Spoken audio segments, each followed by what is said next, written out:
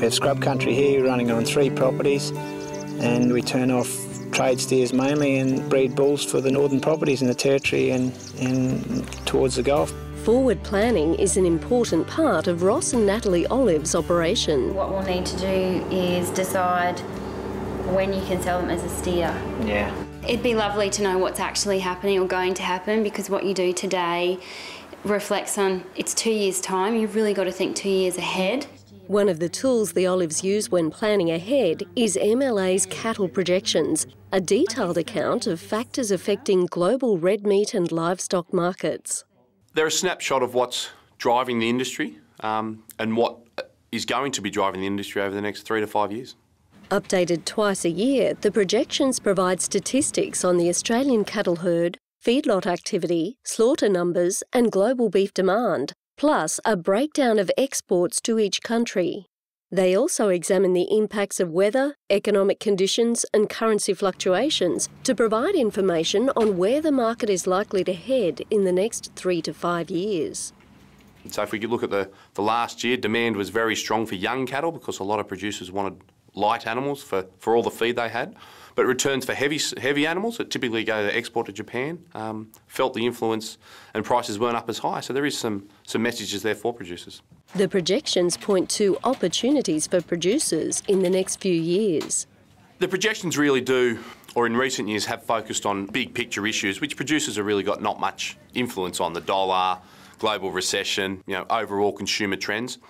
So I think for producers, it's more about knowing the stock they produce. But also giving them an idea about when the best time to market that stock is, because over the years we have seen a change in timings and what markets demand what when. So that's one of the big tips I've got there, is about the specifications and actually knowing when the market is in an increased need for that as such if looking to maximise the price. So how can producers best use projection information to improve productivity?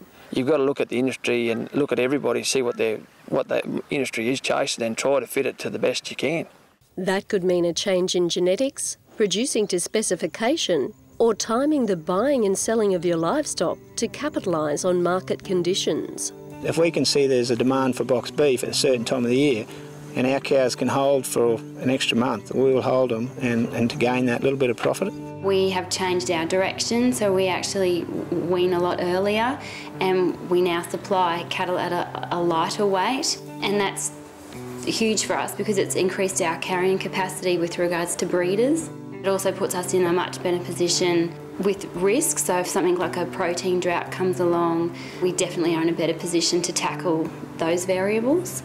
With Ross and Natalie selling bulls into the Northern Territory, the projections also help them decide when their bulls are likely to fetch a higher price in that state, and when there's likely to be an oversupply of cattle in Queensland due to steers coming down from the north. Knowing the predictions or the possible outcomes, especially for overseas, and knowing about what's happening with the permits in the northern area, that has a huge impact for our operations.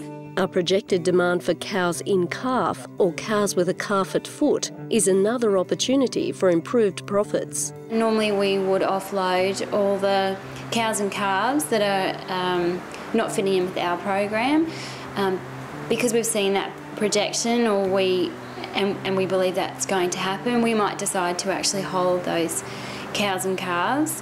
We won't meat works them, we'll be selling them as an actual quality product, which will probably be in demand. And it's not just producers in the north who can benefit from the projections. For southern producers who are much more cow-calf producers and more reliant on selling yearlings and weaners, demand for young cattle certainly has seen some good returns for them in recent years.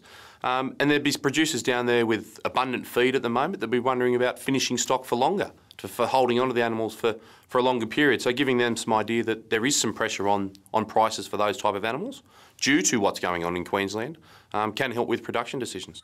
The projections are just one of many tools MLA provides to help producers maximise returns and capitalise on conditions. No matter what side, whether you're selling stores or selling feeders or selling, you've got to listen to the other end, because at the end of the day, without them, you haven't got a market for your cattle. I think it empowers you to make informed decisions. You can catch markets, you can find all the opportunities to make those extra bits of money, definitely. Whatever information that we can get is gold to us. You know, whether it be talking about the live export up in the north or boxed beef or even US beef going into Japan or Korea, you know, that's all gold. If we can read that and get something out of it, well, it's fantastic.